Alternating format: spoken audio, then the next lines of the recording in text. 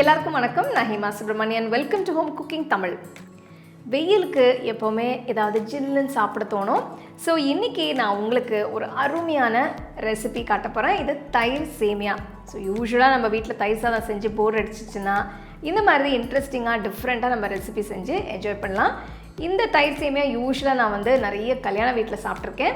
So வாங்க இந்த special and டேஸ்டியான தயிர் சேமியா எப்படி செய்கிறதுன்னு பார்க்கலாம். இந்த ரெசிபிக்கு நான் 1 கப் அளவுக்கு வறுத்த சேமியா எடுத்திருக்கேன். 250 ml மெஷர்மெண்ட்டில் 1 கப் எடுத்திருக்கேன். 1 டீஸ்பூன் எண்ணெயை ஊற்றி சேமியாவை கொஞ்சம் வறுத்துக்கலாம்.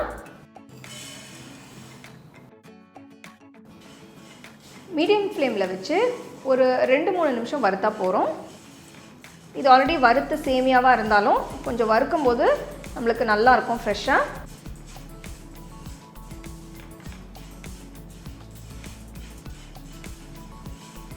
சேமியா நல்லா வறுத்தாச்சு, நம்ம எடுத்து வச்சிடலாம். இப்போ அடுத்து நம்ம சேமியாவை வேக வைக்கணும். தண்ணி கொதிக்க வச்சாச்சு. தண்ணியில் ஜஸ்ட் 1 டீஸ்பூன் உப்பு சேர்க்குறேன்.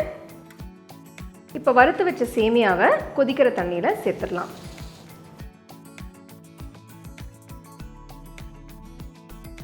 சேமியாவை போட்டுட்டு ஜஸ்ட் லேசாக மிக்ஸ் பண்ணிவிடுங்க.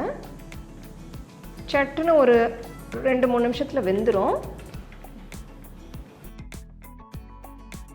சேமியா வெந்த உடனே நம்ம வடிச்சிடலாம். ஜஸ்ட் செக் பண்ணி பாருங்கள் ஒரு வாட்டி. சேமியா வெந்துருச்சு. இப்போ நம்ம வடிச்சிடலாம்.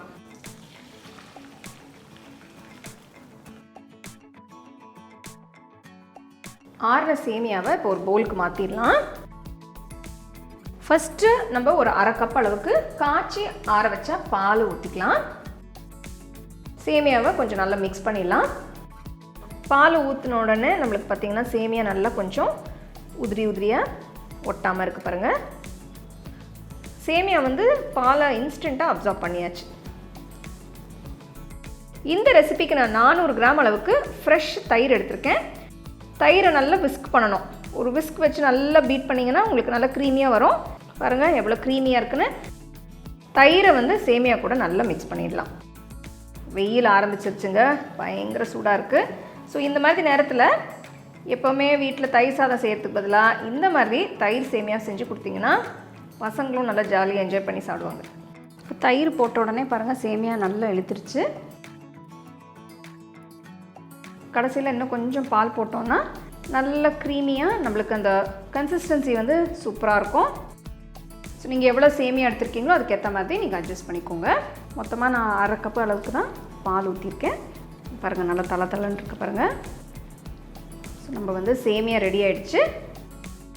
தயிர் சேமியா இன்னும் கொஞ்சம் டேஸ்டியாக ஆக்கிறதுக்கு ஜஸ்ட் ஒரு கையளவுக்கு கிரேட் பண்ண கேரட் போடுறேன். இது எல்லாமே ஆப்ஷனல் தான். அடுத்து திராட்சையை கட் பண்ணி சேர்க்குறேன். நீங்கள் பிளாக் கிரேப்ஸ் இல்லைனா க்ரீன் கிரேப்ஸ் எது வேணாலும் நீங்கள் சேர்த்துக்கலாம். அடுத்து நான் கொஞ்சம் மாதுளம் பழம் போடுறேன். பார்க்குறதுக்கே எவ்வளோ கலர்ஃபுல்லாக இருக்குது பாருங்கள். ஜென்டலாக எல்லாத்தையும் மிக்ஸ் பண்ணிவிடுங்க. ஸோ வீட்டில் ஏதாவது ஸ்பெஷல் ஒகேஷன்ஸ், ஃப்ரெண்ட்ஸ் வராங்க இல்லைனா கெஸ்ட் வராங்க, கொஞ்சம் டிஃப்ரெண்ட்டாக நல்லா ஏதாவது செஞ்சு கொடுக்கணும்னு நினச்சிங்கன்னா இந்த மாதிரி நீங்கள் செஞ்சு தரலாம். இப்போ நம்ம தாளித்து கொட்டிடலாம். தாளிக்கிறதுக்கு பேனில் நான் கொஞ்சம் நெய் ஊற்றுறேன். ஸோ நெய்யில் தாளித்து நம்மளுக்கு டேஸ்ட் ரொம்ப நல்லாயிருக்கும். நெய் கரைஞ்ச உடனே இதில் கொஞ்சம் வேர்க்கடலை சேர்த்துக்கலாம். கொஞ்சம் முந்திரி பருப்பும் சேர்க்குறேன். மீடியம் ஃப்ளேமில் வச்சு நல்லா ரோஸ்ட் பண்ணிக்கோங்க. வேர்க்கடலை முந்திரி சேர்த்தா நம்மளுக்கு சாப்பிடும்போது டேஸ்ட் நல்லாயிருக்கும். பாருங்கள் முந்திரியும் வேர்க்கடலையும் ஒரு அளவுக்கு வறுத்துருக்கு. அடுத்து இதில் 1 டீஸ்பூன் உளுத்தம்பருப்பு சேர்க்குறேன். இதோட 1 டீஸ்பூன் கடலைப்பருப்பு அதையும் சேர்த்துக்கலாம். நான் ஃப்ளேம் லோலையே வச்சு தான் வறுக்கிறேன். அப்போ தான் எல்லாமே ஓரளவுக்கு ஒரே கலரில் வறுப்படும். இப்போ அடுத்து இதில் 1 டீஸ்பூன் கடுகு சேர்க்குறேன்.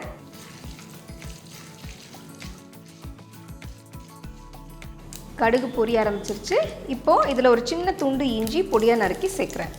இதோட 1 பச்சை மிளகா பொடியாக நறுக்கி சேர்த்துக்கலாம்.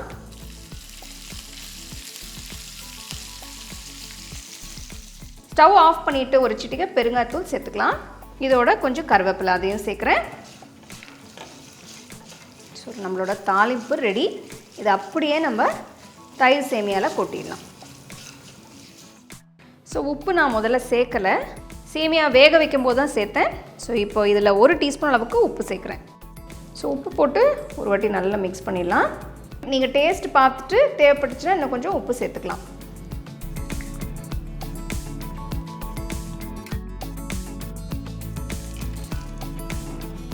தாளிப்பை கொட்டிட்டு நல்லா மெதுவாக எல்லாத்தையும் மிக்ஸ் பண்ணிவிடுங்க.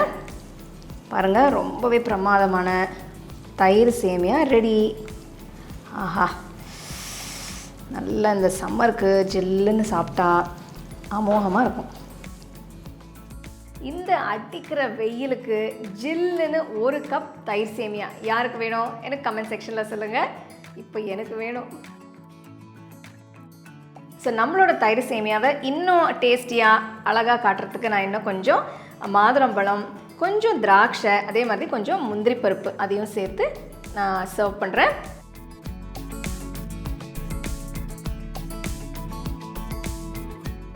பார்த்தீங்களா, நல்ல கலர்ஃபுல்லாக ஜில்லுன்னு கூலாக தயிர் சேமியா செஞ்சாச்சு. இப்போ நான் வந்து வெயிட் பண்ணிகிட்ருக்கேன் இதை டேஸ்ட் பண்ணுறதுக்கு. அடிக்கிற வெயிலுக்கு, கொளுத்துற சூடுக்கு ஆஹாஹா.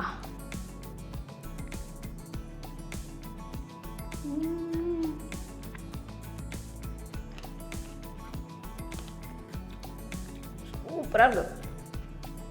இந்த க்ரன்ச்சி நட்ஸோட தயிர், திராட்சை, இந்த காம்பினேஷன் அப்படியே வாயில் அவ்வளோ ஃப்ளேவர்ஃபுல்லாக இருக்குது. சில்லுன்னு சாப்பிடும்போது சூப்பராக இருக்குது. மிஸ் பண்ணாமல் ட்ரை பண்ணுங்கள். தயிர் சாதம் சாப்பிட்டு போர் அடிச்சிருச்சுன்னா இந்த மாதிரி இன்ட்ரெஸ்டிங்காக சேமியா தயிர் சாப்பிட்டு என்ஜாய் பண்ணுங்கள். ஏன்னா நான் ரொம்ப என்ஜாய் பண்ணேன். நல்ல ஜில்லுன்னு சாப்பிட்டு அந்த நட்ஸும் அந்த ஃப்ரூட்ஸோட ரொம்பவே பிரமாதமாக இருந்தது. ஸோ கண்டிப்பாக நீங்களும் ட்ரை பண்ணி எப்படி இருந்தது எனக்கு சொல்லுங்கள்.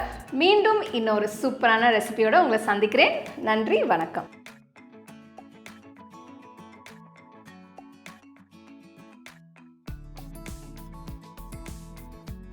உங்களுக்கு நான் இந்த வீடியோவில் யூஸ் பண்ணுற ப்ராடக்ட்ஸ் பிடிச்சதுன்னா கீழே டேக் பண்ணியிருக்கேன், செக் பண்ணி பாருங்கள்.